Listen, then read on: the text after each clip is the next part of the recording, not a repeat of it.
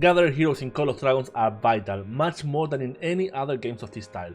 Not only do they help us to get more resources in less time, but they also help us level up all our heroes. Unfortunately, many players do not know about this or they underestimate its importance. This is why I bring you this guide where I am going to tell you all my strategy to get millions of resources every day and level up all my heroes in one season.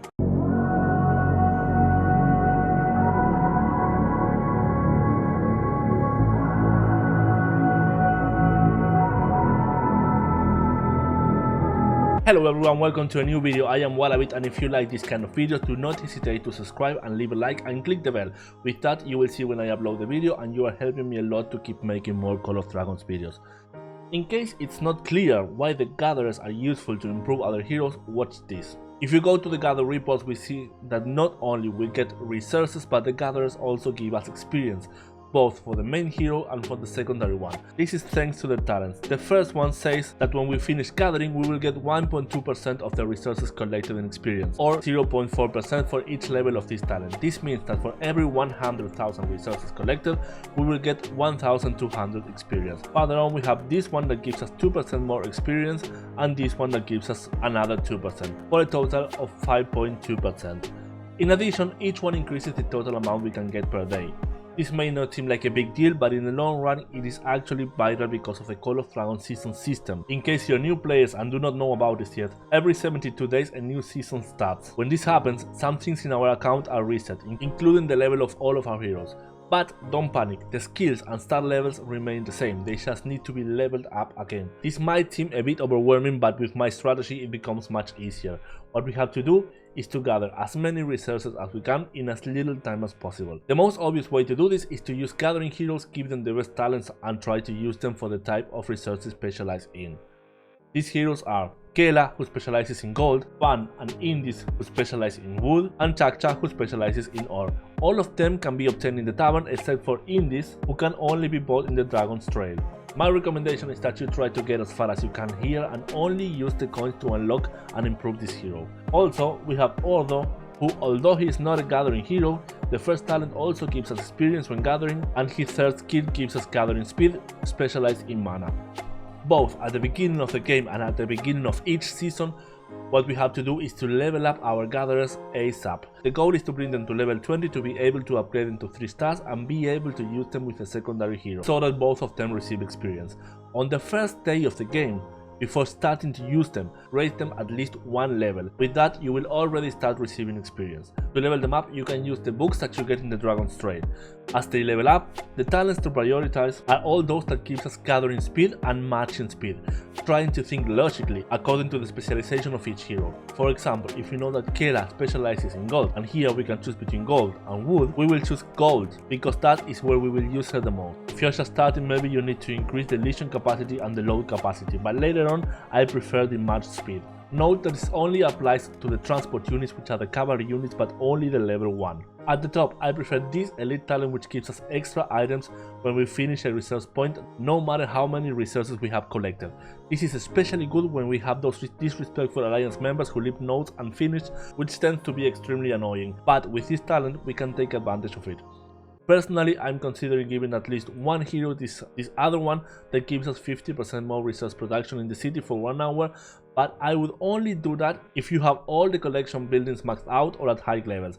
And by the way, that buff only applies to the gathered resource and not to all resources of every type. Once you reach that elite talent, you can continue to increase the other gathering speed talents. With these talents, we will have a total of 69% speed of each resource, which is crazy. As for skills and stats, I will give you a pro tip that will help you get more advantage of your account. This is something I see that many players aren't even aware of. As far as the star level, we are going to want to get them to 3 stars so that we can use a secondary hero and be able to unload the gathering skills, but nothing more than that. There is no point in having a gathering hero with all the skills at maximum level. Look at the case of Pan, to give you an example. I have the first 2 skills at maximum because I was unlucky, but the others I don't plan to level them up. What I do is to raise them quickly to 2 stars and then use all the tokens, trying to level up only the second one. The ideal would be to have her at 1511. If you are not going to use the hero to fight, with that level they already have 100% of the potential we are looking for.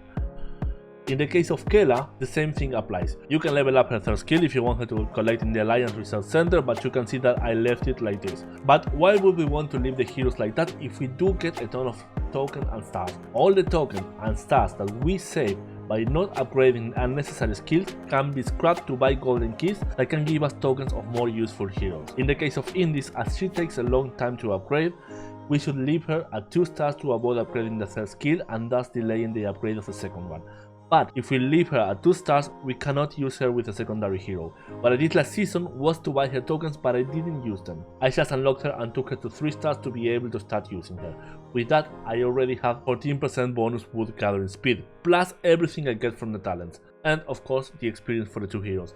At the beginning of this new season I leveled her up to level 10, which unlocks the second star but leaves the third one locked, and used all the tokens together. This way I took her to 2411. Now I am doing the same in order to max the first 2 skills at the beginning of the next season. When I send my heroes to gather, what I do is to use each of these gatherers as main, with one of the heroes that I am leveling up for battle as secondary. But pay attention that the heroes have a cap on the amount of experience that they can get per day. This cap is individual for each hero, so if you gather a lot, pay attention to the reports. If you see that some heroes don't get more experience this day, next time you send your heroes to gather resources, choose another one. This resets at 00 UTC every day. In addition to this, each gatherer should have some gathering artifact. For now we only have the following: Lucius Horn, that makes a resource node appear within the Alliance territory. This is one of the best, not only because of the skill, but also because the main attribute is overall gather speed. The second best is the Sickle, that immediately gathers a certain amount of resources from a chosen resource point. The skill may be better than the Horn, but it has a cooldown of 12 hours and its attribute is Legion load capacity. We also have the Ancient Tree Roots, that teleports us to a resource node that is at a certain distance but also gives us load capacity. This one seems to me the least interesting of all. Lastly, we have the Coin that gives us 1% harvesting speed and the Leaf that gives us load capacity. Personally, the only one that I would level up is the Horn to have more gather speed, and maybe also the Coins, but only after having leveled up all the artifacts that you will use in war. Another trick to get more experience per day is, if possible, to only gather gold and wood. But why is that?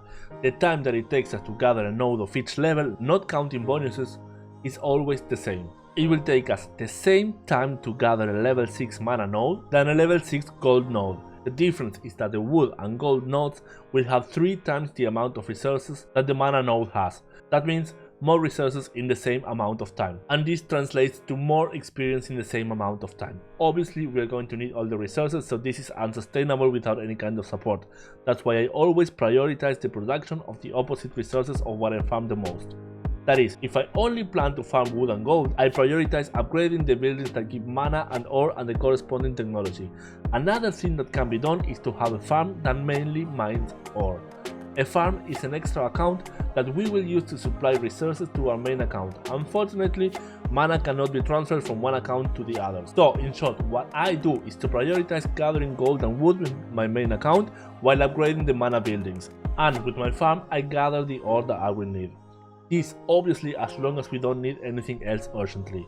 Another thing that you can do is, at the end of the season, gather as much ore and mana as you can. You know that at the beginning of the next season you will be farming gold and wood, and this way you will balance the resources gathering throughout the whole season. Other things that you should do to gather more resources in less time is to always have all the buffs active. If you have to buy them in the market for resources, they are totally worth it. You can also use gathering runes for a little extra bonus. Also, it is very handy to choose a good location. If you zoom out the map and select resources, you can see the greenest areas, which are the ones with the highest level resources. This is usually around the behemoths. This is the area where you are most likely to find level 5 and 6 resource nodes.